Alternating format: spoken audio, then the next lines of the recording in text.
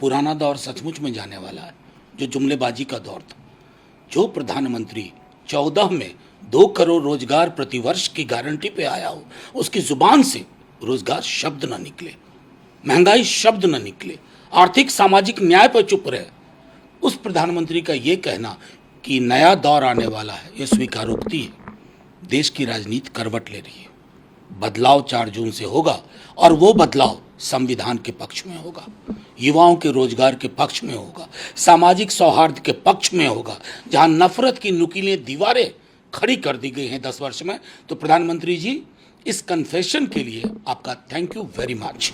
कह रहे हैं कि पिछले 24 साल से मैं गालियां सुन रहा हूं और मैं अब गाली प्रूफ हो चुका हूं। कौन सी बात करते हैं, झूठ बोलते हैं सुबह शाम। किसने गाली दी? अरे आपको कोई गाली देगा तो उठा करके, आप तो बिना गाली के उठा के जेल में भेजने की धमकी देते हो। यहाँ तेजस्वी जी ने आपके लिए कभी अशोभनीय शब्द का इस्तेमाल किया? धमकी दे रहे हैं कि जेल भेज देंगे। आपने सबको एक एक करके गाली दी है। मुजरा क्या है? आभूषण है। मटन, मछली, भैंस खोल लेगा, मंगलसूत्र छीन लेगा, बिजली काट देगा, टोटी उखाड़ लेगा। ये क्या?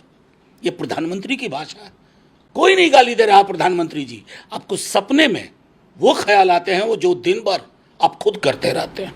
उन्होंने कहा कि रिजर्वेशन इस चुनाव का की इशू है और आप लोग वोट बैंक की पॉलिटिक्स करते हैं ऑपोजिशन। मैं प्रधानमंत्री जी की अब ऐसा बोलने लगे हैं, किसी बात को गंभीरता से नहीं लेता हूँ।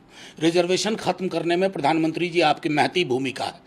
आरक्षण के अंदर 15-16 जो संविधान की धारा है, सरकारी नौकरी में आरक्षण है। आपने सरकारी नौकरियां कितनी दी है? आरक्षण तो यूं ही खत्म कर दिया। हाँ, आपके लोगों ने तो प्रियम्बल तक बदलने की कोशिश की। मैं सदन में था। आपको सोशल जस्टिस से घृणा है, सामाजिक न्याय से घृणा है, सेक्युलरिज्म से घृणा है, आपको उन तमाम प्रगतिशील विचारों से घृणा है जो नागपुर का विधान इजाजत नहीं देता। अगर आपको इतनी ही हिम्मत थी ना, तो आप कहते बंच ऑफ थॉट के लेखक गुरु जी गोलवलकर से हमारा कोई ताल्लुक नहीं है। आप नहीं कर पाएंगे।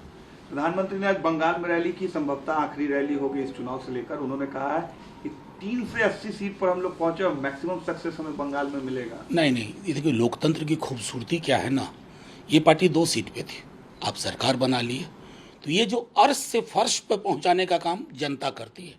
जनता ये समझ गई है कि आपने सिवाय नफरत, घृणा और जुमलेबाजी के कुछ भी नहीं दिया, कुछ भी नहीं दिया। 0 सन्नाटा।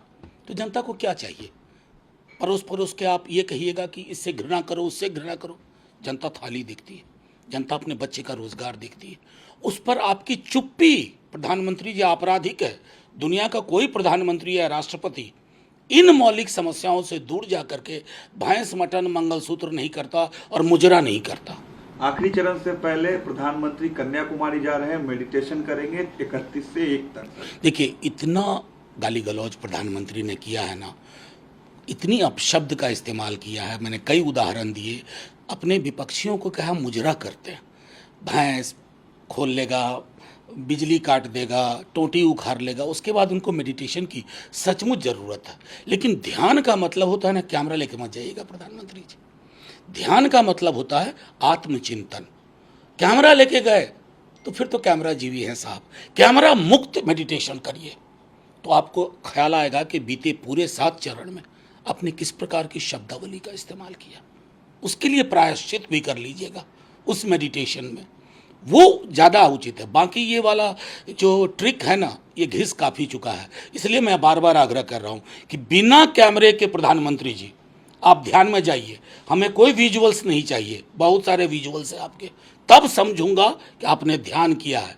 अन्यथा इसको मैं ढोंग और पाखंड के सिवा कुछ नहीं मानता। जी भारत।